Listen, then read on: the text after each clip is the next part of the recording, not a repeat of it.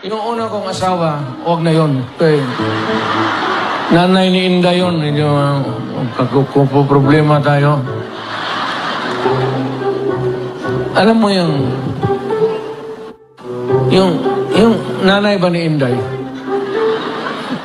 Isa yan.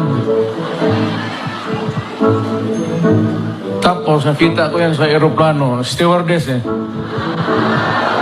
So, hinanap ko kung saan yung bahay. Doon sa Monteverde, doon sa Davao. Pasok ako sa mga bahay-bahay doon. Nakita ko ang gaga. Nagalaba. Hindi ko maganda ito ah. Tapos hagdanan ako sa kabilang, sabi ko, Miss, labandera ka?